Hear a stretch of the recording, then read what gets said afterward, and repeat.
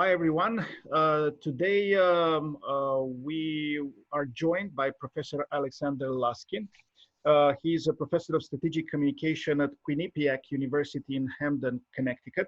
He did his MA and PhD at University of Florida and also an MA at the University of Northern Iowa. He teaches principles and theories of public relations campaigns, strategic public relations and reputation management, investor relations research for international public relations, and investor relations. Thank you very much, Professor Laskin, for agreeing to talk to us for maybe roughly an hour. I have some questions. There were some students who gave me some questions, and we will read them later. This is a graduate course in international public relations, in the Master in Public Relations at my university, Southern Illinois University, Edwardsville. And these four present here are some of the students. This is an elective though, so not all the students are from the specialization of public relations. Mm-hmm. Some are from corporate organizational, some are from integrative studies, some are from, I think I have one in MBA, but most of them are properly from the public relations specialization. So let's start with the questions. Alexander, do you agree with that? Sure, okay. Sounds good. Before we do, so how many students in the class total? There's 8 students because it's a master level course. That's nice to have small classes like that at a state school, especially. So that's very nice. So in master level, you have more than 10? Well, I'm at a private school, so people kind of expect to have small classes, but in our public relations program, we actually, I think around 15 is our average class, but I also teach in our MBA program, and MBA class is on average at 35, 40. There are a lot of students in MBA classes. Right, in the MBA at SIE, but that's the School of Business. We are in the College of Arts and Sciences. They have the same numbers, but for us at the master level, we need a minimum of 5 students. Oh, nice. And 400, 300 level, 10, 15 students. And if you go down, it's up to 30. Of course, public speaking classes and such we have mega classes of 200 that are done usually with a graduate student in collaboration with the professor. Okay, so let's go on with the questions. To your perception, what are some key characteristics of public relations in international settings? So, you can give examples of specificities in public relations in European settings and other regional settings, because like me, you are not originally from the United States, you are from Russia and from Romania. And of course, through your life, through your collaborations, professional collaborations, you have seen how public relations is being done in different countries, not only in Russia, not only in the United States. So which are these key characteristics that you have noted in your teaching and research? All right, so you mentioned that not everyone in the class from the public relations program. So let me start with asking one of the students present here, what is public relations? Can you give me a definition what public relations is? I think their microphones might not work. Well, they can click space bar and hold it. They know how to do it. Okay. All right, so what is public relations? Anybody? In my opinion, it would be someone that's working with the public either for a business or maybe like a private organization, and just building and maintaining relationships with them, both domestically and internationally. All right, perfect. So public relations then is building and maintaining relationship. And this is very common no matter what kind of textbook you are using or whom you are talking with. It's always about relationships. And when I explain public relations to somebody who doesn't necessarily know what it is or understands what it is, I say, well, imagine your own personal relationships. We all have our parents, maybe children, significant others, but we also have neighbors, teachers, colleagues, and even, you know, people on the street walking next to you or driving next to you. We kind of engage in with relationship with them, and sometimes we really depend on them and our relationship with them, because if somebody is driving next to me and somehow I piss that person off and the person decides to swerve the wheel into me, it will really change my life a lot. And I may not think that this is an important relationship, I may not necessarily care about it, but if something happens, it will really screw up my life after that point, potentially. The same is with organizations. They also have their important relationship, like, again, their parents, children, they have their employees, they have their investors, they have their suppliers. So this is a relationship they know are important, they need to invest in them. But there are also some relationships they may not even think about. There might be something happening in the local community. There might be suddenly a virus coming from across the world. Who would have thought that it's going to change lives of corporations in this country significantly? There might be a police officer doing something that, again, the corporation would not think that it's going to affect them, but yet it does. And so stuff like that happens. And so as a public relations person, your job is to maintain those relationships that are by default are important, but also try to anticipate and predict what other relationships might happen around you in the community, in the society, even across the world, that might come back and affect you and how you're going to deal with it. And so if we take it from basic public relation definition and apply it to international public relations, then obviously you would realize that the relationships change, because if you exist in this country, then your relationship with president may be not as important, or at least usually. Nowadays it's a little bit different, it's kind of more important than before. But if you are in Russia, for example, then your relationship with the president becomes one of your main relationships you invest a lot of efforts into, because that guy can destroy your company in a blink of an eye if he decides to do that. Your relationship I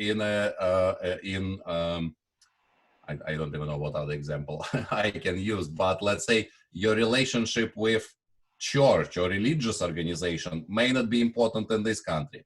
It may not be important in Russia, but may be extremely important in Saudi Arabia, for example. And so when you go into this international context of public relations, you realize that depending upon what part of the world you are in, what country you are in, and not just your headquarters, but where you do business, that can affect your organization a lot. And you probably talked about it in this class before, at least I hope so, knowing Soren, that when people talk about international public relations, they, some people don't know the word public relations. Many people don't really agree on what international means, because depending upon, again, what textbook you are reading, international may just mean public relations in different countries. So there might be people are talking about public relations in China and they're calling it international public relations. Well, this is very US-centric view, because public relations in China are public relations in China. They're not international. They're just in different countries. Public relations in Russia are public relations in Russia. They're not really international. They're just in Russia. So traditionally, the word international means when it goes beyond one nation. But even then there are disagreements. Some people are saying, well, if it's beyond one nation, then it's, I heard the term recently, transnational, that's above the nation. If it's between two countries, then it's cross-national. And so there are a lot of definition under the term international. And it's kind of interesting when you talk with people about international public relations, especially professors who like to debate and disagree on everything. That's kind of what we are paid for. And so somebody says international, and then there are like 5 people. What do you mean? Do you mean regional in other country? Do you mean cross-national, transnational? Or my favorite term, global, where the nation disappears completely and you look at the world as a globe, like United Nations, for example. But does United Nations really do global public relations? It still does a campaign separately for US and separately for South Africa, for example. So there are a lot of terms and there is really no agreement on that. And so that's one interesting thing about teaching international public relations, because you can debate those things. And I see Soren has already ready to debate me. Go. I raised my hand. No, there's another category I think that has to be mentioned here, because it's very important. When I interviewed people in France and in Romania about the types of public relations that are conducting over there, there's very important, for example, in Romania, how you conduct business with the multinational companies that have one of their branches in your own country, because those come with a lot of more financing, with a lot of more cloth and relations and networking around the globe. And many times they stifle the efforts of the local public relations. So multinational companies who do, PR companies that do business in smaller countries than their country of origin, many times are very, very influential. Think about, Edelman, and their branches around the world, and so on and so forth. Ogilvy and Matter. Yeah, speaking of Edelman, those of you who are public relations people, Edelman just this week announced layoffs. So they're firing, I think, 1,500 people. I think that was the number. Wow. So that's a lot of people. And this is kind of shocking, because Edelman is actually the only private the only remaining private large public relations agency. So they don't really have to be accountable to shareholders. They don't really have financial pressure to do good quarter or good monthly sales. They don't have all that pressure, and yet they were among the first to cut costs in a very significant manner, laying off people. And that really caused shockwaves across public relations industry, because they're usually the ones who are talking about ethics and supporting their employees, and that was very unexpected. And I think there will be a significant backlash against Edelman. I'm not 100% sure on the number, how many people they lay off, but after this you can Google it and find out. But that was really shocking for everybody, especially for people who work at Edelman. And I know a few of them, they were not happy. Not just the ones who were laid off, that's obvious, but even the ones who are staying, that it wasn't a good decision for the firm. Right. Okay, so then should I move to my next question? How are characteristics of public relations impacted by culture, societal trends, the economy, politics? Just in brief ideas, not, we don't have the time to go into too much detail. Okay. Sure. Well, I started kind of talking about that, because same as interpersonal relationships are different in different parts of the world, and you will see that different relationships are different interpersonally in Russia versus Saudi Arabia versus Japan versus Brazil. The same is with organizational relationships. They're also very different. There is one thing that I like and appreciate about United States. There is kind of more trust between people here, even in business. If you say you're gonna send the contract by the end of the day, you generally expect to get the contract by the end of the day. When we were doing business in Russia, there was no trust, pretty much. You cannot trust anybody, and even if you get a contract with 5 stamps and 10 signatures, it meant absolutely nothing. That had no guarantee that it will be fulfilled. There was no judicial system anyway, so you cannot sue anybody for breach of contract. Nobody cared. The courts can issue whatever order you want based, depending upon how much of a bribe you give them. So all that stuff definitely influences how you do business and what you can do and what you cannot do.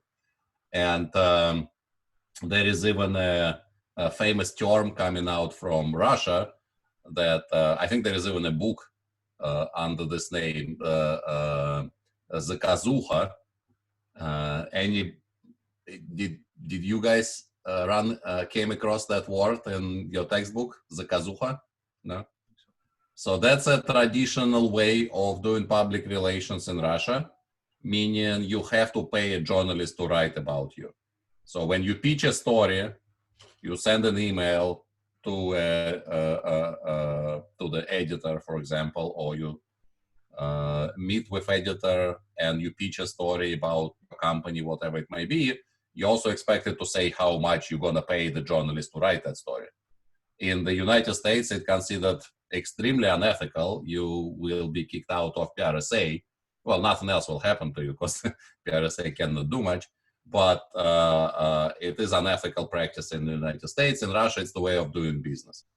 And again, taking that in the international context, let's say you're working for an international company. Let's say you work for Nike and you are head of PR in Moscow, and you have to write a story about Nike charity event, for example, and you pitch it to a journalist, the journalist says, okay, how much? And you are a US public relations person employed by US company, and you know that you cannot pay for editorial content because it's against the your ethics and your education, but otherwise it's not going to be published in Russian because that's a standard Russian thing to do. Nobody is going to even bother with that. So what would you do? Do you follow? And you're probably going to get fired if you cannot place a single story as a public relations person. Sooner or later, the headquarters in US will say, "What is that person doing in Russia? They didn't publish a single story. That there is no coverage of us at all." What would you do? Would you pay it? Nobody will reimburse you for that. You cannot go to your headquarters and say, "Can you reimburse me for the bribe to a journalist here?" Although, to be fair, I know one professor, not PR person, professor, who took students to South Africa, and then on reimbursement receipt, there were several items called bribes, because he said, well, that's the way you do it in South Africa, otherwise you're not going to get anything. And I don't know if it was reimbursed or not. I just saw the report as he was submitting it. I looked at it as like, wow, this is very weird for America. But, people do that. So what would you do as PR people? Would you follow local customs, or would you follow your education and your American ethics? I honestly don't know. What would you do, guys? Let's go around the room. Tell me, what would you do in this situation? I'm not really sure what I would do. I feel like that'd be a really hard choice because I don't want to be fired from my job, but at the same time, I don't want to break the code of ethics. So I don't really know. I'm not sure. Now, on the other hand, I wanted to mention that in Russia is also known for making its journalists disappear if they go independent and rogue and trying to say something about the president. The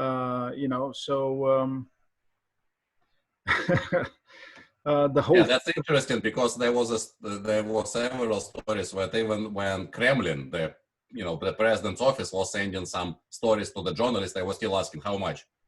I mean, we're not going to do it for free, even for Putin. And what was the answer? I don't know those details. Oh, hey, anybody else? What else? What would you do? Look, Xueting is from China. What would you do, Xueting? Actually, I don't know. It's hard.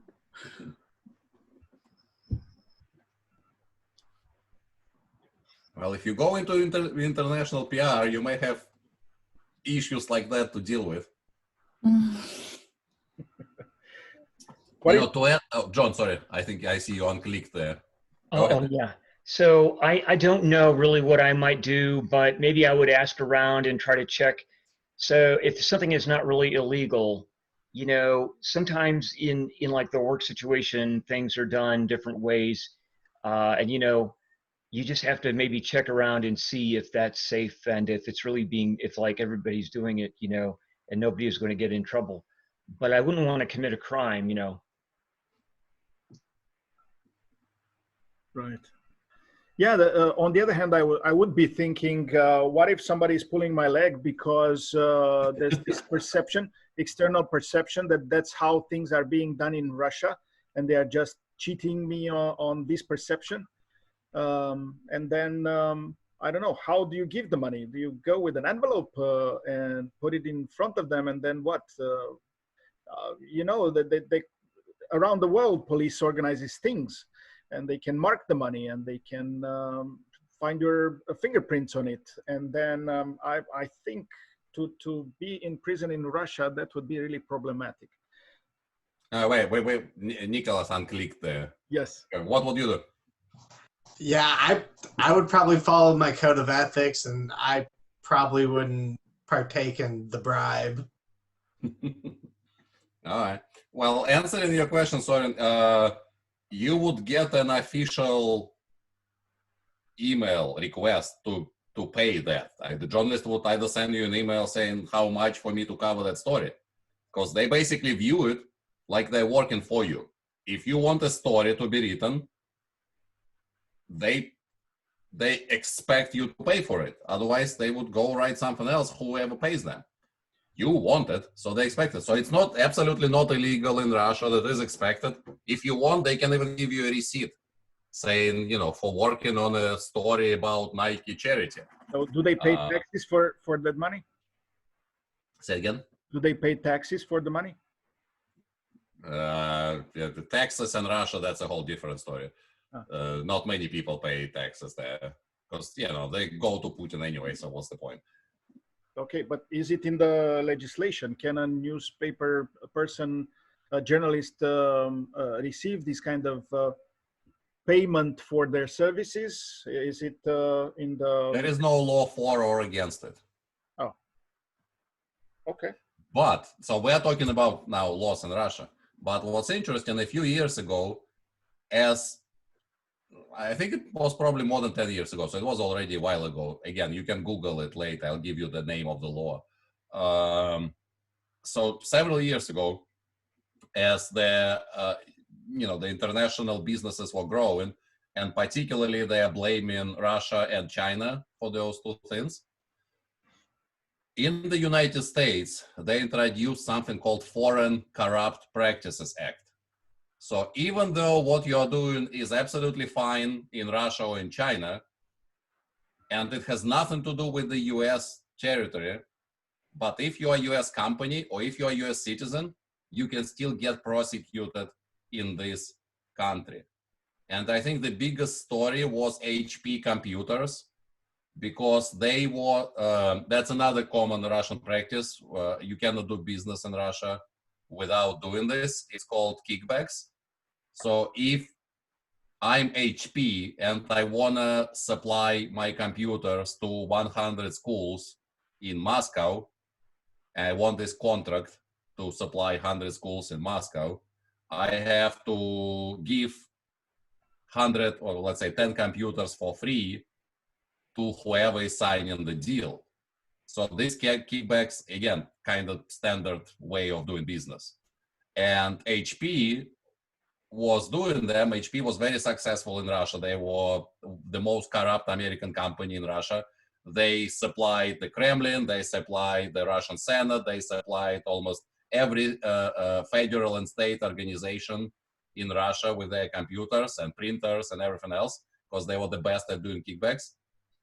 And they got sued here in the United States, and they had to pay a huge fine. And everybody who were running the business, they were getting $1 million bonuses in previous years because they were doing very good business for the company, but now they all got fired and they got, well, they didn't personally get sued, but the company got sued in the United States and had to pay a certain fine.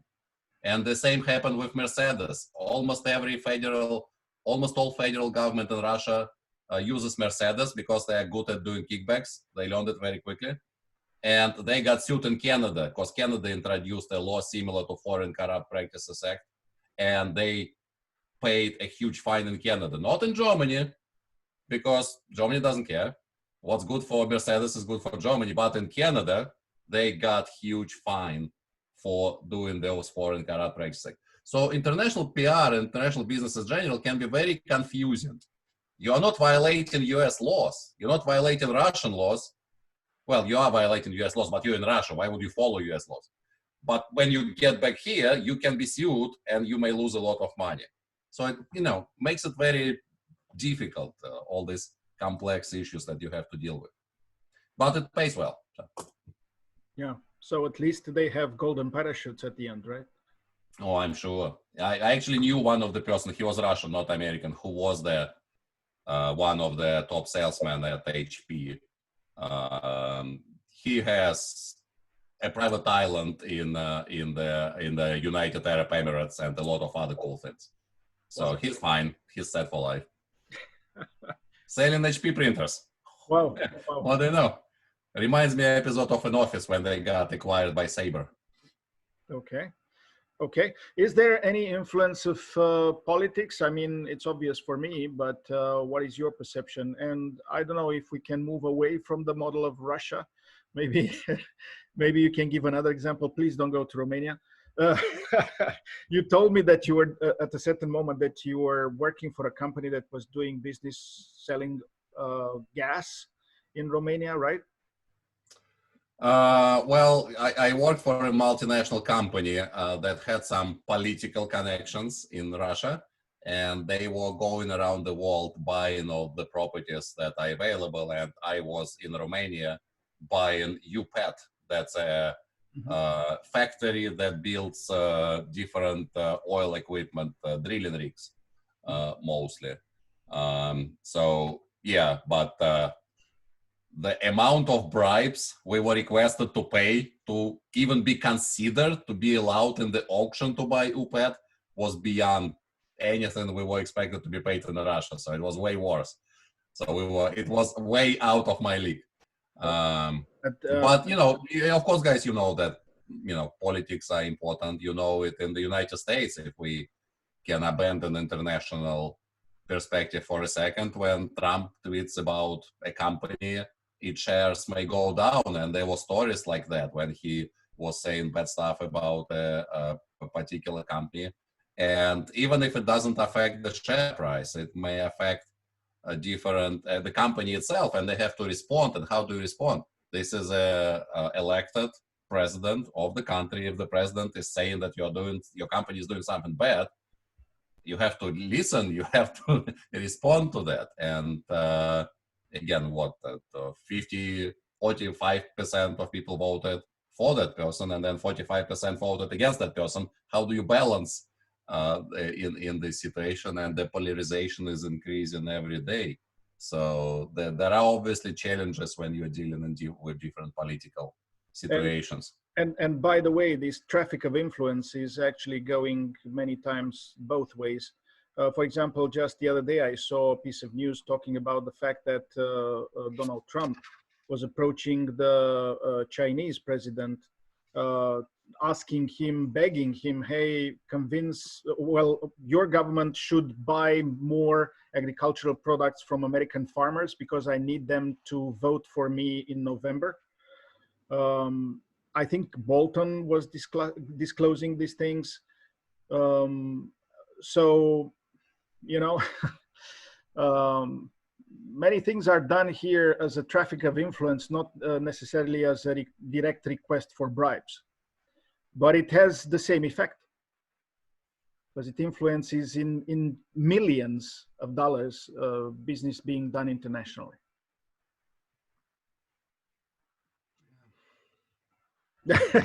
No. Well, let me take it to the investor relations, because I see you sent me a bunch of questions and they about investor relations. So I assume you mentioned that I mostly do research on investor relations. So let me ask you this, guys. What is investor relations in your mind before we talk about it? Okay.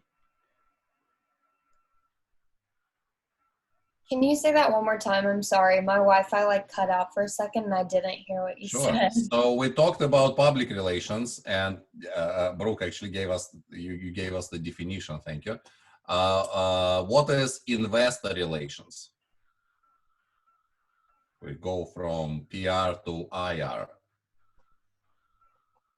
Anybody? Oh, okay. Now I don't really know. I probably read something about it earlier last year, but I guess it would be communication to try to make investors feel more confident and secure in their investing, so they won't get worried and suspicious and so on. Yeah, that's a very good definition. I actually like to, again, when I explain to people what investor relations is, I usually say that this is a sub-function of public relations, and I use the very same definition as public relations. So if public relations is building relationships with different publics, investor relations is building relationships with investors. Same way you can say employee relationships is building relationships with employees, or media relations is building relationships with media, or whatever public you can throw in there, alumni relations, community relations, whatever it is. So investor relations is, simply speaking, building relationships with your investors. And so everything else that we talked about when we talked about public relations applies to investor relations. Same way, there are different publics among your investors, and some are more important, some are less important. Some are investors who actually buy shares of your company, so they're owners of your company. Any of you guys own shares of any companies? Anybody owns Amazon or Facebook? Yeah, I see John is. Anybody else? So you know then the idea. You buy a stock, and so you're part owner. We just went through the annual meeting season. So if you own shares of companies, you probably receive proxy statements. Proxy statement is what the companies have to send to all their shareholders once a year. And you are asked to vote on the key issues pertaining to the company. Number one is always board of directors election. So this is a big deal. You decide who's going to be the directors of the company for the year. But there are some other issues that company always have. I'm an Amazon shareholder, been for many years. And this year, Amazon annual meeting had a long list of questions that you had to vote on. The disclosure on how Amazon trucks influence the environment, the disclosure on the CEO compensation, the disclosure on how they treat their employees because there were issues in their warehouses. There was a long list of issues that shareholders needed to vote, and underneath each issue, the company says what they recommend you to vote. And for all of those issues, Amazon says, please vote no, please vote no, please vote no. They don't want to do all of that work. And I understand that as a shareholder, because number one, it costs a lot of money. If you want to do a study on how Amazon influences the environment, all its shipping networks, it will cost them millions of dollars to even do the study. And if the study shows something negative, it's going to push the share price down. They have to remedy it. They have to invest in more $1 billion into fixing it. So it's really no win situation for them, but it may be a real win situation for the environment and local community. But they're not shareholders. Shareholders don't necessarily live next to Amazon warehouses. So how do you vote as a shareholder? I'm concerned about my investment going up.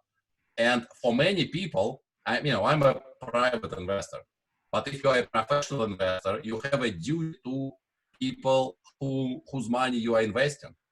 If you are investment manager and you have billions of dollars from millions of people who expect you to make profit for them, would you really push the shares of Amazon down? Because you violating your responsibility to your investors then. So it becomes a very complex issue. What do you prioritize? Do you prioritize yourself? Do you prioritize people who hired you to invest on their behalf? Or do you prioritize the environment or local community?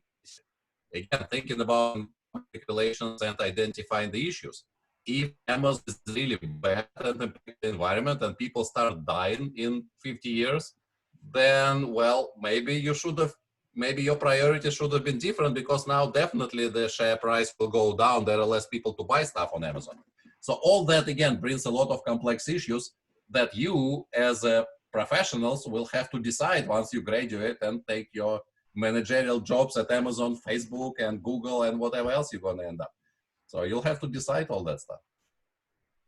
So then where's the ethics in this kind of, dealings and business?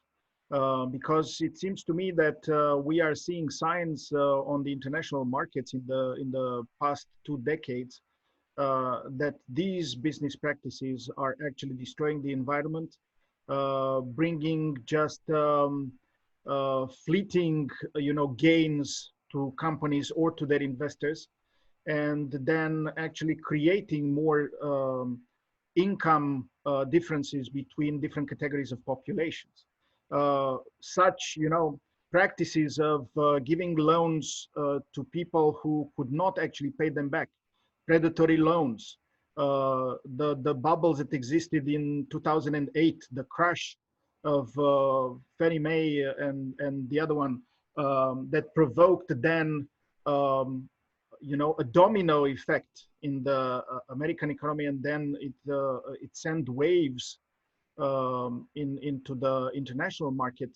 Then it was actually remedied with money from taxpayers, with the help of President Obama, who convinced us you need these investors, you need these banks, you need these producers of cars, and so on and so forth. Let's save them. But look, you need another accident like a pandemic, and then everything goes down like a house of cards. Yeah, well, there is no answer. Unfortunately, as it is always in real life, it's up to whoever is making the decision to decide what is more ethical. And in some cases, as we again talked about just recently, there might be a law. If you are an investment manager, your primary responsibility must be to the people whose money you're managing. It's your fiduciary duty. You have to do it. You cannot think, if you think about environment and say, okay, I'm going to vote against Amazon and let their share go down, you can be sued and go to jail. That's US law. It's not necessarily the law in other parts of the world, but it is a law here. So I actually don't know the results. I think Amazon meeting has already passed. I think it was a few days ago. I don't know the result. I don't know how it was voted in the end. But it is your responsibility to vote against environmental proposals. Otherwise, you can be sued, unless you can persuade the judge that it's in the best interest of shareholders. And this is, you probably heard about it, guys. There is a wave of socially responsible investing funds, the ones that are actually saying our main investment philosophy will be investing in stuff that is good for the environment or good for the society, or both, good for the society and environment. There are special funds like that, and they do create a lot of publicity. They do create a lot of PR. But if you look at all the investment, they are still less than 1% of all the investments. They're tiny. They make a lot of noise, but out of all the money that is being managed, the investment money, they're a tiny percentage. I invested in a couple of those funds, again, just out of curiosity. And they're actually doing quite well now, as everything else was tanking up until 3 weeks ago. Now everything is crazy up. Those funds were doing quite well. Sorry, when you were talking about fleeting profits, you're clearly not an investor in Amazon, because the profits are not fleeting. They're very good. Amazon's doubling their stock price in just last year. So it's a good investment. It's not fleeting. But again, if you take it on a bigger scale, if you look at it over 100 years, who knows? They did not exist that long. But another thing I want to say is, taking it again to the international arena, when you talked about what's it, bailout, right? That was the term, bailout, that was given specifically to automakers. I remember this time because it was very interesting to me what was happening, and it was always the American, support American manufacturer. But if you look at it, if you look at these big conglomerates, are they really American company? Like, would you say that Jeep is an American company? Is Jeep an American company? I thought it was British. Who owns Jeep? Or Ram or Dodge? Anybody? Would you know, it sounds like an American company, right? Jeep, Ram, Dodge, especially Dodge is always advertised itself. But they're owned by Fiat. Do you guys know Fiat? From Italy? From Italy. They're owned by Fiat. Wow. So, I mean, is it an American company or is it an Italian company? All right, let's say, look at Fiat now. Who owns Fiat? One of the main investors in Fiat is BlackRock. All right, do you guys know BlackRock? That's the largest investment fund in the world. So they're professional investors. They manage money of different people. You know, I have some BlackRock funds investments because I like them. They are very smart. But most of their money, I mean, I'm tiny, but most of the money they manage are from Saudi Arabia. So when you give money to Chrysler, do you just give money to Saudi Arabia kings right away, you know, without all the middlemen? They also have the second largest shareholder of Fiat is UBS, United Bank of Switzerland. They don't have their own money. They manage money for somebody else as well. And they are famous for managing money of former communist leaders from Russia and from China. So when you give money to Chrysler, you just give it to Putin and whoever is the communist leaders in China.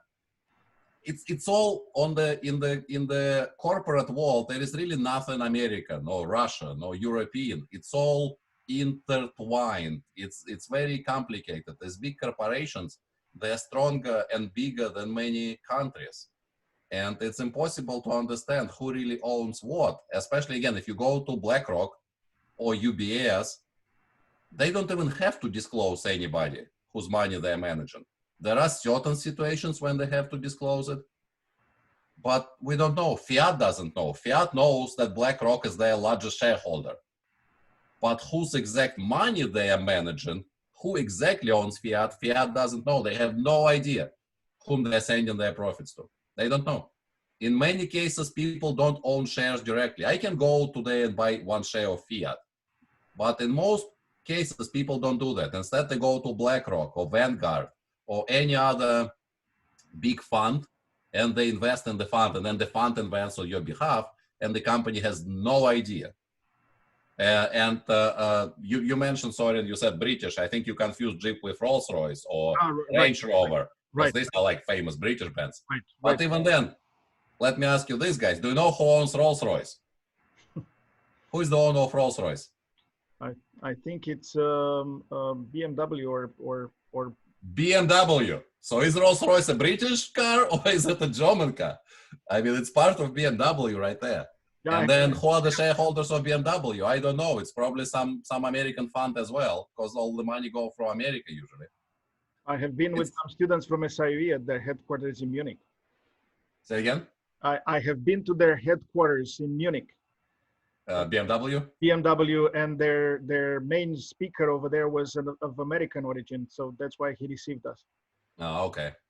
So again, when you're looking at the investor relations, there is money, you know, don't have nationality. They flow freely from one country to another country, from one corporation to another corporation. The only purpose is to multiply. A dollar must become $2, $2 must become $4, and so on and so forth. Yeah, but that's what I'm observing now during this pandemic. These people who are, you know, disenchanted with the way in which business is done, and not only in the United States, exactly in this international model of you don't know whose money is into what kind of business, where is the profit from that going, because it's not going to the larger population. And absolutely, yeah, the income gap is growing, you're right. Maybe the business practices should be changed, because, you know, there have been historically some attempts along the history of the United States for trust busting policies, you know, against Microsoft in the 90s, against, you know, companies for the internet, the companies for telecommunications, when they were split into different little, you know, the bells from the South. and so on and so forth. But they, like a phoenix bird, they get reinvented, and the money is coming back, and they put just another name, and they're back in doing the business as they are accustomed to. But for example, in the case of Bezos and Amazon, this is, becoming, to me, unethical, a big problem. It shouldn't be that one person earns billions and billions of dollars when the resources of the earth are not only theirs. They are of the people that live in a country, of the people of who live and work on a certain territory. So I know that it sounds so socialistic, communistic, or whatever, or liberal. But on the other hand, the practices of business being done in this way are bringing the world to where we are now.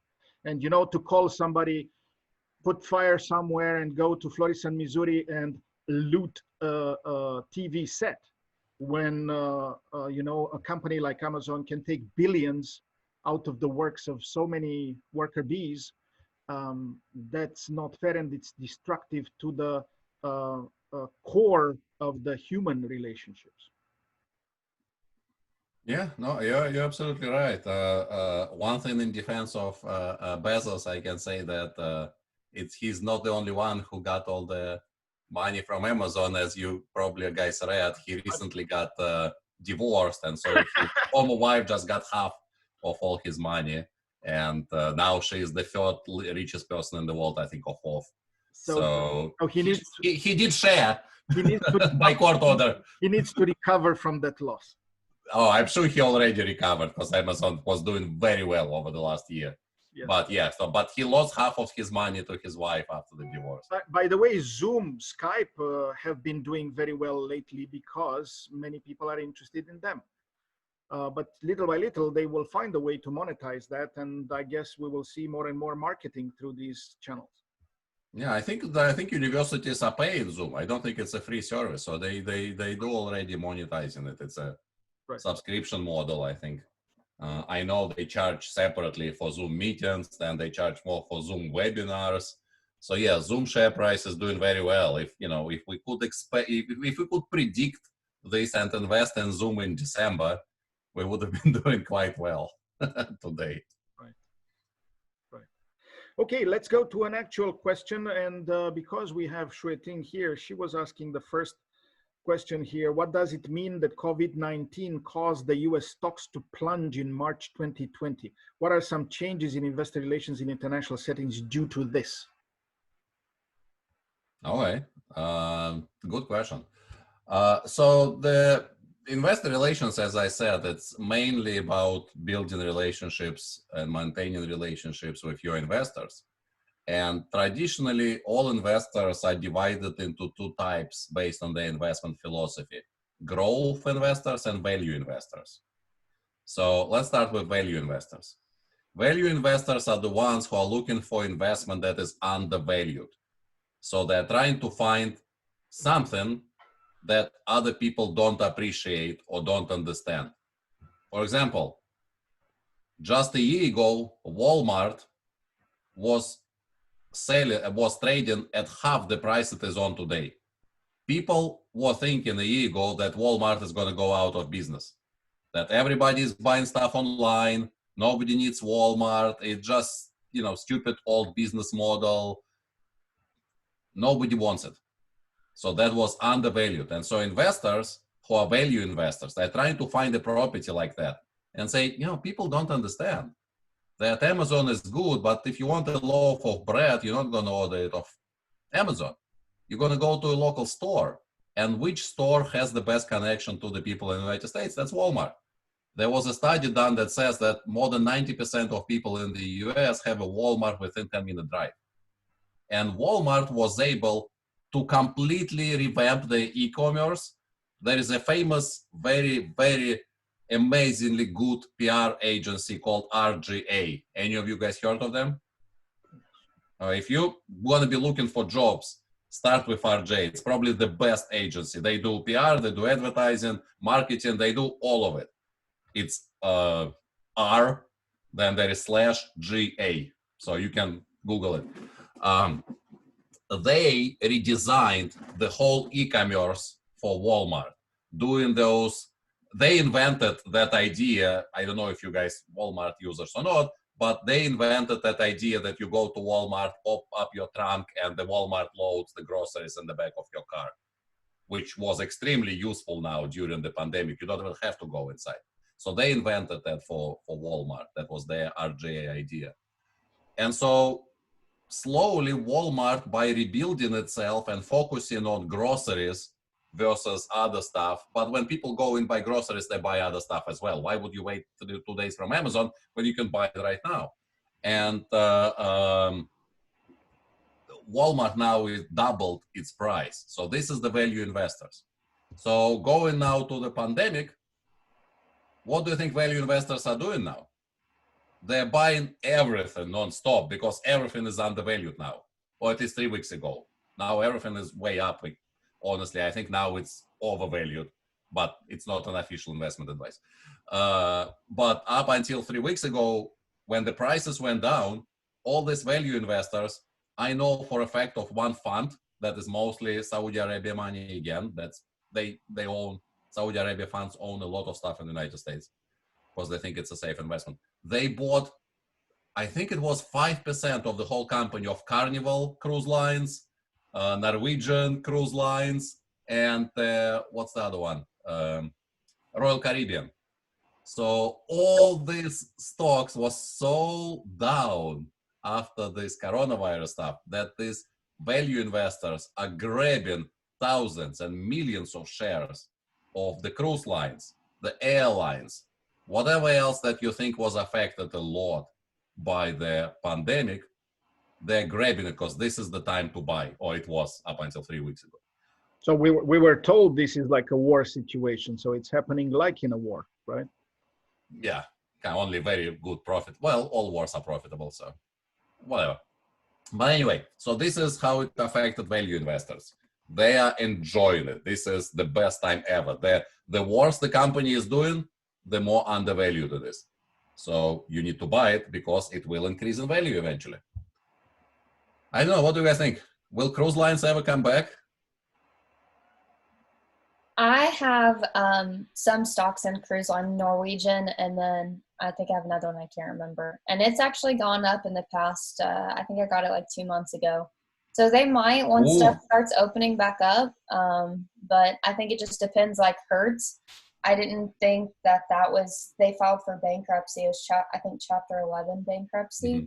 And so just companies like that, I think it's going to take the economy opening back up, and then like social distancing practices, they can only have so many ships going. So I think hopefully they come back, but you just never know. No, but if you invested 2 months ago, you definitely already doubled your investment. Yeah. But people who invested in December before all that, it's still not up there yet. Yeah. It's probably again half of what it was, maybe even less. But 2 months ago was the perfect time to invest. So that was very smart decision. How did you decide to do that? So it was actually really random. I went home because of COVID and everything. I'm originally from Texas. So I was at home with my parents and we were talking about it. And a lot of the kids from the school I work at, they had invested money. So I randomly decided to go ahead and invest because I figured the market would come back up. It's just going to be a matter of time. So right now it's just more long-term investments. My brother started doing some day trading, but I don't have time for that or time to look into it. So mine's just long-term. No, but that's extremely smart. So you did the same thing that people from Wall Street who are being paid millions of dollars decided that this is what we need to do. So, very smart. So that's a very good example of a value investor. And as an investor relations person, basically you contact those value investors and you are saying, we've been hit so hard.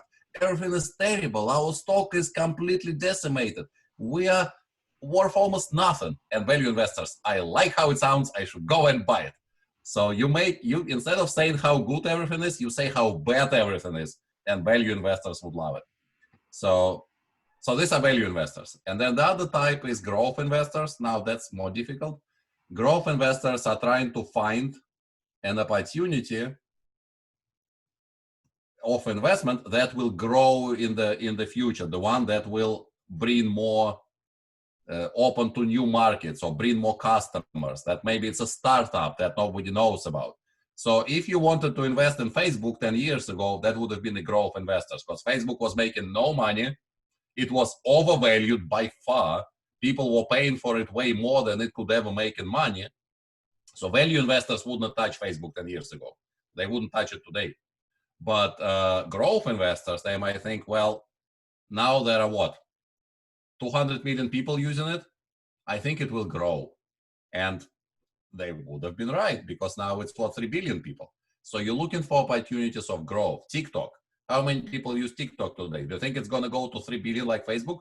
Then you need to invest in TikTok, although it's not publicly traded, so you can. But Groupon, for example, is publicly traded. Do you think it will grow? Because there are, I don't know, 10 million people only use it. Do you think it will go to 3 billion like Facebook? Probably not. I wouldn't recommend. But if you think it will, then it's a growth investment opportunity. And so now during COVID-19, you're trying to identify maybe new businesses, maybe the face mask company that will say that it will be required for everybody to use it forever. Now that's a growth opportunity, because this market didn't exist, but in the future it may exist.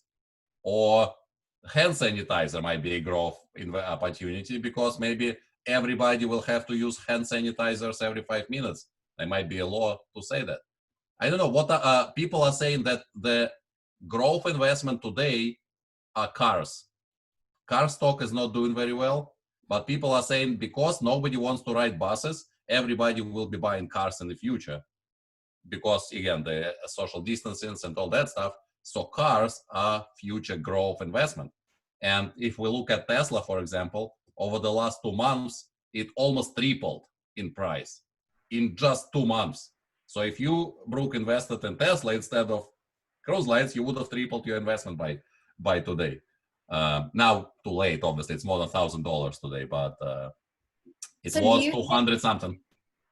do you think that you mentioned that buying cars, that would be a growth investment? Do you think that would be the same overseas as well? Because I know when I spent some time in Scotland, and everyone uses public transportation. I know that that's typically what people do. That's just normal. And I know in America it's not. So do you think that would be the same?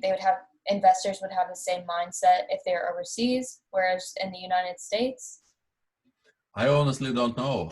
And again, it's just what several financial analysts are saying, that cars are now growth business, which is kind of strange in the 21st century. I understand cars as a growth business at the end of 19th century or at the beginning of the 20th century, but today, I honestly don't know. But if the virus is here and there is no vaccine, would you really go into a bus or on a train with a lot of other people?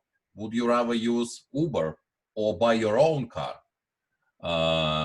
It's very difficult to predict, but there is type of thinking that it is a growth business. And the same, again, Uber and Lyft will increase a lot, because nobody will want to risk their life with buses and I don't know.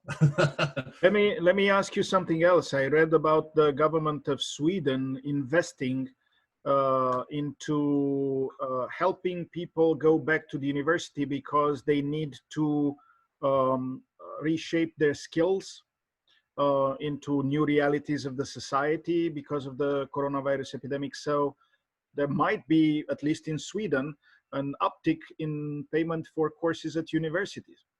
I think, I'm more socially minded, that our government should invest into something like that, because there's lots of people who took some credits from a university, but then they stopped, because the value in this society is to invest and make a profit, not go to educate yourself.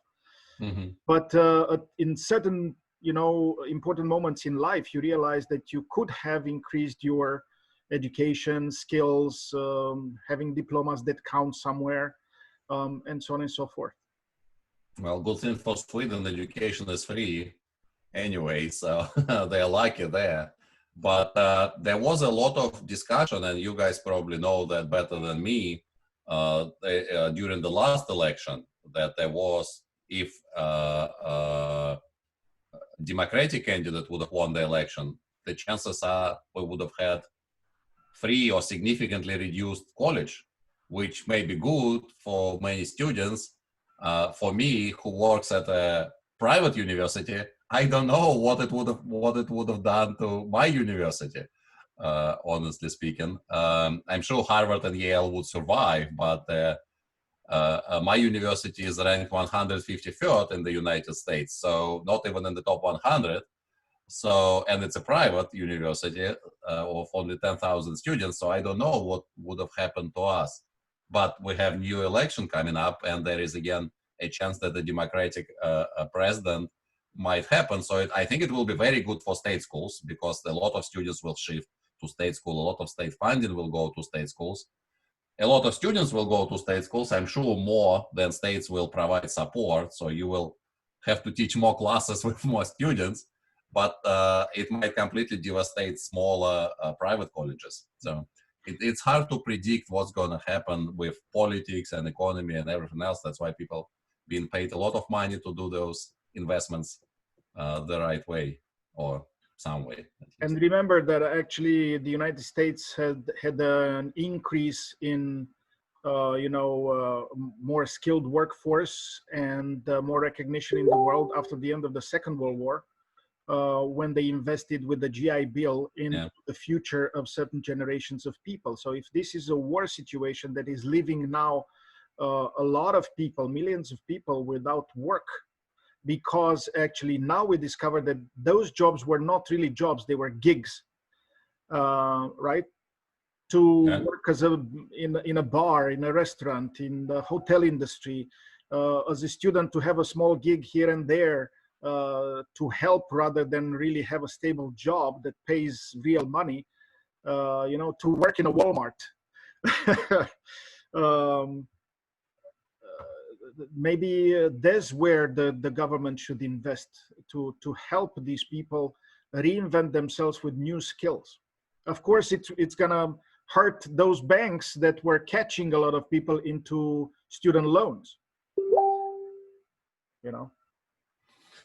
Yeah, well, we'll see. I think the next election will be very, well, every election is pretty influential, but the next one will answer a lot of those questions you're asking. Not many people think that they will be swept off their feet by Joe Biden. We'll see what happens. Okay, let me ask one or two more questions, because you are too good of a speaker, and you when you give an answer, there's too much of an answer. You're saying I talk too much? No. You cover a lot of interesting information. You say that you are going to a sports event in the afternoon? Did I say that?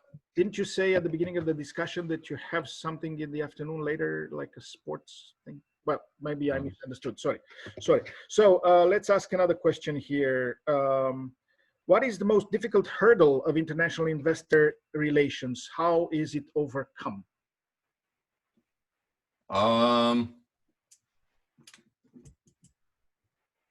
Well, let me I'll take your question and kind of put it back to your students.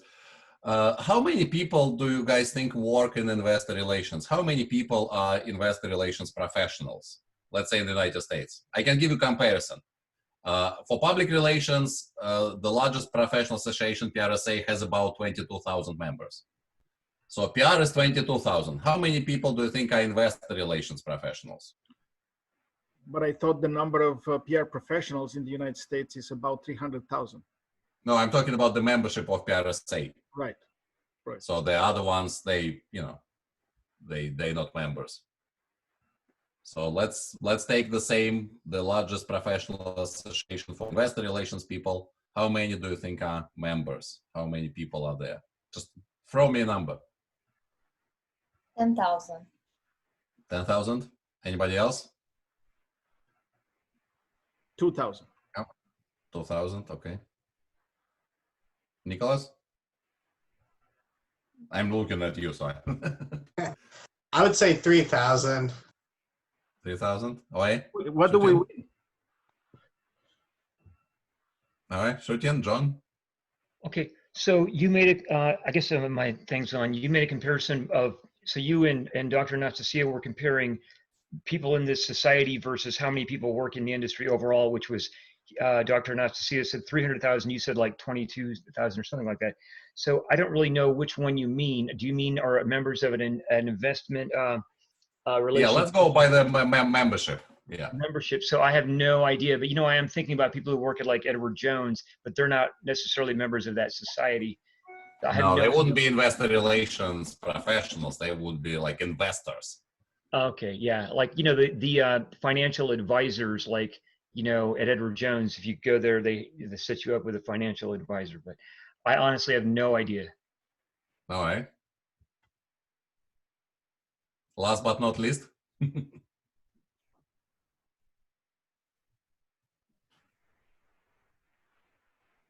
How many do? Yeah. Sure thing. Yes, yes. I have no idea, but I guess maybe 4,000 or 5,000. Okay. So all guesses actually very good, because usually when I ask students that, they say like 50,000 or some big number, bigger than PRSA. For largest professional association of investor relations people is NIRI, which is National Investor Relations Institute.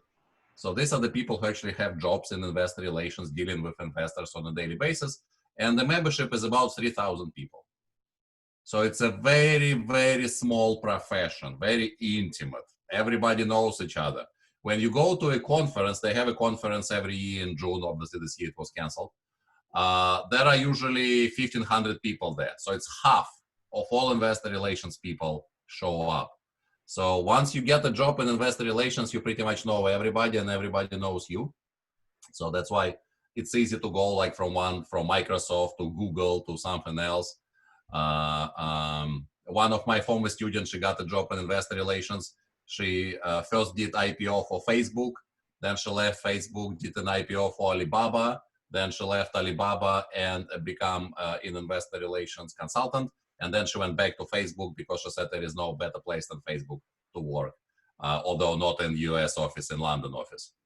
But anyway, so it's a very small profession. And this is one, I guess, of the challenges, I would say, because if you screw up, everybody will know about it. There is a very good movie that I like to show students if I teach like 101 class, called Fun with Dick and Jane. So if you bored one day, I don't know if it's on Netflix or not, but look for Fun with Dick and Jane. It's a movie about a guy who is like financial PR person, and he has to go on MSNBC, I think, or one of those financial networks, and talk about the company. And he has no idea what he's talking about. He got the talking points. And as he is talking, the stock of the company is going down because what he's saying makes no sense. And then he cannot get a job anywhere because, once you do something like that, you're not going to get a job anywhere. And once he got invited for an interview, and he got very excited, but they just wanted to take photos with him because he's like a legend now, how he screwed up on that MSNBC interview.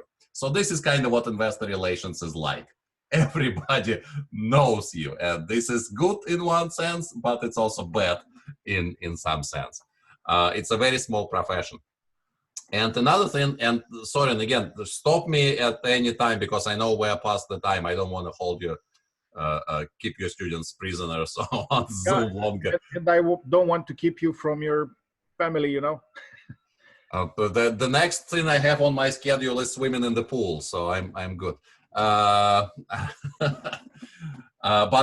So another thing that's interesting to me, at least, is 10 years ago there were about 6,000 members.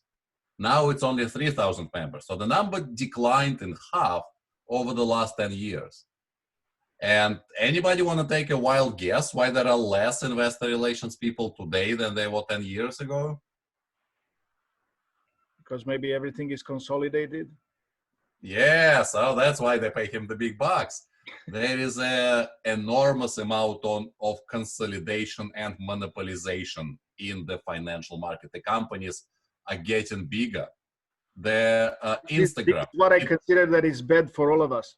It is definitely bad for the investors.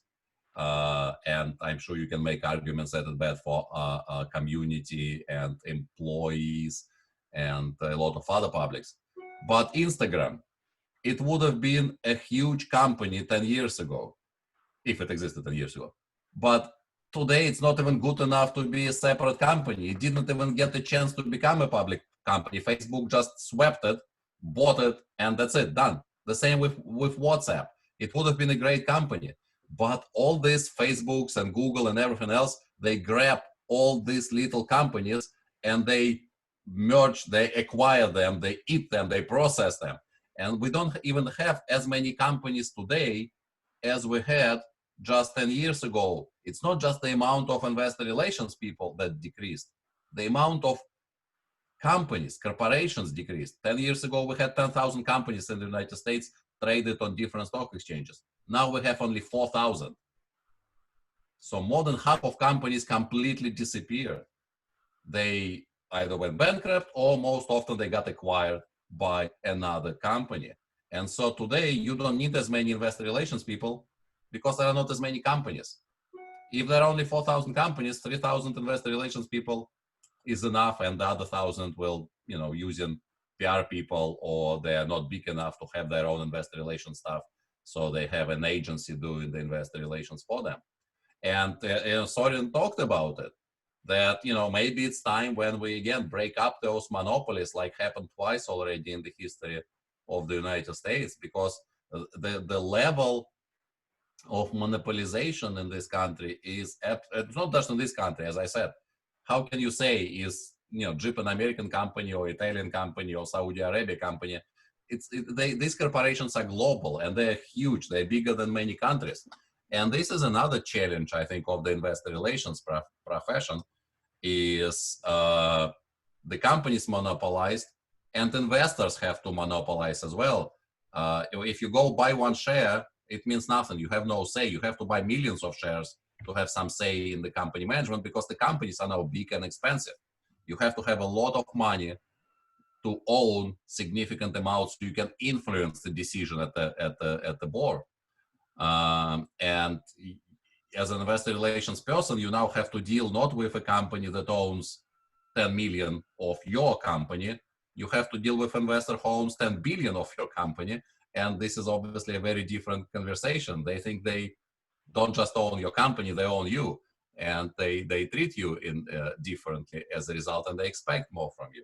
So this is, the monopolization and of the market is really here, and it's also a big challenge for the investor relations people. Okay, let me ask one more question, maybe. I know that everybody loves discussing with you. I saw the sparkle in their eyes. Okay, so it says here, I think it's one of Brooke's questions. Do you want the first one or the second one, Brooke? You're on mute. Sorry. I said I don't remember which one's which. You can choose whichever one. You say here, how has the use of social media and or other media platforms transformed financial communication?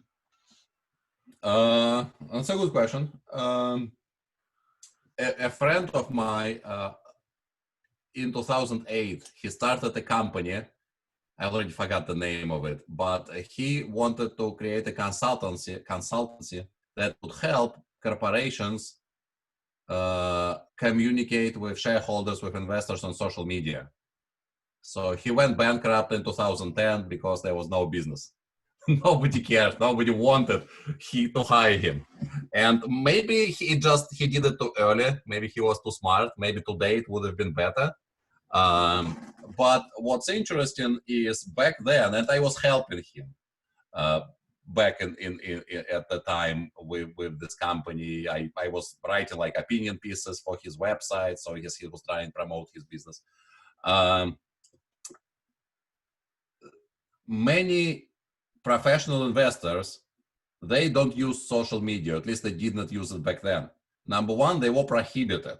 from doing it at work.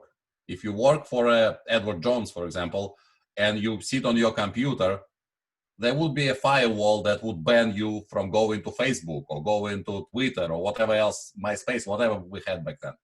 And today is often the case for many investment banks in New York. They are not allowed to use their work computer to do that. Now today everybody has a phone in their pocket, but some companies have rules about using your personal phone during your business hours, because that can potentially create another problem.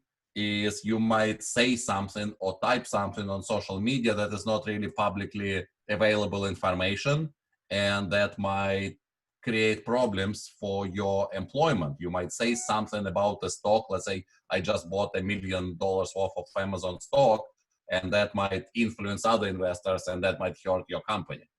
Now, and finally, the third thing is investor relations is very regulated profession. So companies are regulated about what they can and what they cannot say. There is even a form called 8K that has to be filed with Securities and Exchange Commission. I'm sorry, I'm going into this legal stuff, but it has to be filed with SEC if your company representative, CEO, CFO, or IRO, which is Chief Executive Officer, Chief Financial Officer, or Investor Relations Officer, if they say something that can affect the price of the stock. It doesn't have to actually affect the stock of the price of the stock, but it can potentially affect the price of the stock.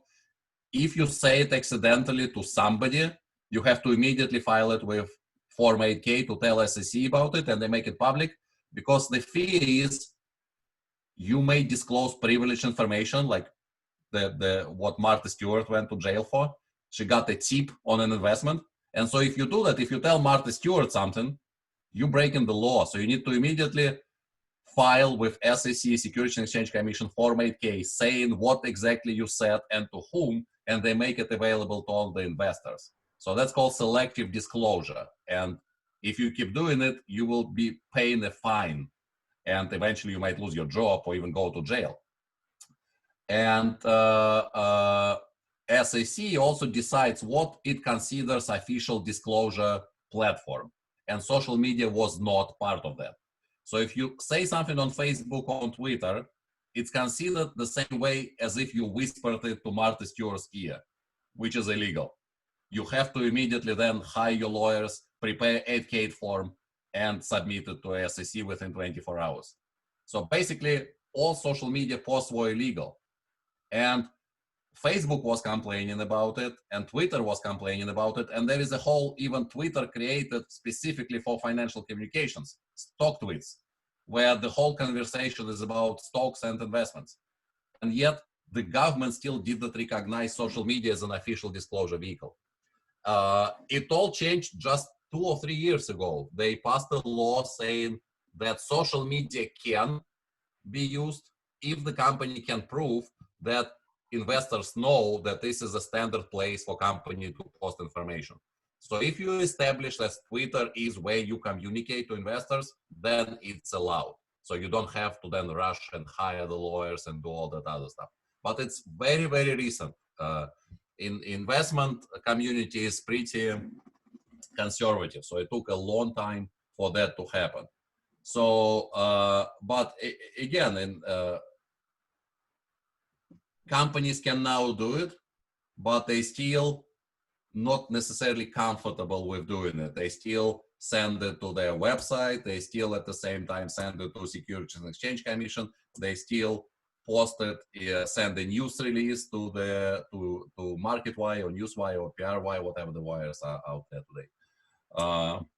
So it is difficult with doing social media for investor relations, because there is a lot of regulation about it. And a few years ago, sorry, you probably know her, Sandy from Southern Methodist University. She did a book on using social media in public relations.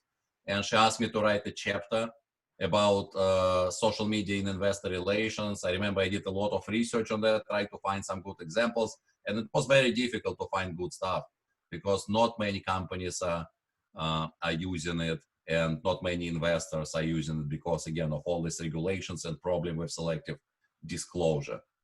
So, but if you want to read more, there is a book by Sandy, what's your last name? Oh, sorry, knows. And it's called New Media in Public Relations, I think. Right. Something with Oetki at the end, right? Sandy, I don't remember now. Anyhow, so New Media in Public Relations, that's the name of the book. right. The same goes with research that you would like to do on rich people. They are very evasive. They are very secretive. They don't want to be researched. The one percenters that Bernie was warning us about. 0.1% of the top 1% who are earning most of the money in the world. So those are very hard to do research on. Okay, at the very end of our discussion, would you like to ask the students a question or this group? Sure. So first of all, guys, if you want to continue conversation, feel free to connect on LinkedIn. I'll be happy to connect with all of you. Let me know if you need any help, if I can do anything for you. And my question is, what do you want to do after you graduate? If you have, if you have a particular company you want to go to, a particular specialization like event planning or investor relations or employee relations, or I don't know, technology, PR, whatever it might be. If you can go around the room and tell me what you're going to do after you're done, I'm curious to hear that. Okay, you want me to go? So I don't really know. Actually, I'm not in public relations. I'm in interpersonal communications, but I have sort of a sub-emphasis. So I was thinking for many years about seeing if I could teach, like college or even at a university, not public relations, interpersonal communication or public speaking. But I also thought, coincidentally, like trying to be an investment representative, like with Edward Jones, or they have telephone people who do it with Ameritrade. Telephone investment representatives. But I don't really know. I've had a lot of different thoughts about different things I want to do. So I'm undecided. I'm really focused on just going to school right now and doing my best. And then I'll see. I can always change. I don't feel like I need to be committed to something, one thing or another. No, thank you. I can go next. I am kind of in the same boat. After I graduate, I would like to get my project management certification. I know that I've heard it's kind of difficult, so I'm holding off until I actually finish with all my classes. Outside of that, I'm not really sure. I decided to go into a master's program because I work at a college, and I felt like working in an administrative position, I really needed to have some type of credentials and education under my belt. So that's kind of what got me started at SIUE, but who knows? After I'm done with classes, I'm not tied down to Missouri anymore, so I could go anywhere. All right, thank you. I'll go next. Well, currently I'm thinking I'm at my actual career job. I currently work for the United States, for the Department of Defense over at Scott Air Force Base in Illinois. And I set up contracts for the DoD, the different military branches, and specifically the Army, Army networks and telecommunications.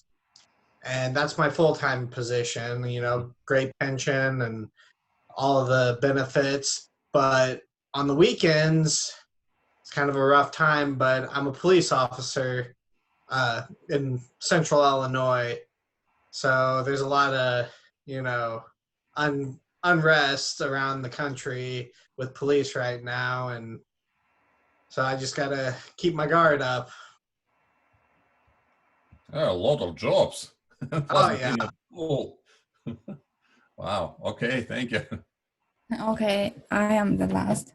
And actually, I want to have an internship in the United States, but I don't know what job I can find. So, but I would like to be a reporter. I like this job because I think this job let me meet some interesting people, interesting things, but I don't think I can find this job in the American because the political, like everything. Actually, I will go back to China and all of the things. So, but if I have chance, I will find a job. I want to be a reporter. Mhm. You have worked before, Xueting, in China as a reporter or in some? Yeah, That's good. in China, I was a reporter. Yeah. What city? Oh, What city? I in Lanzhou is in the TV station. Oh, very nice. Thank you. Okay. And to make a joke, I'm not looking at changing my career. No. Okay. Thank you very much for your insight, for your time. So enjoy your soak in the swimming pool. Okay, I will. I'm looking at it right now. Can't wait. Thank you very much. Thank All right. you. Thank you, everyone. Thank you. Bye. Have a good day. Bye.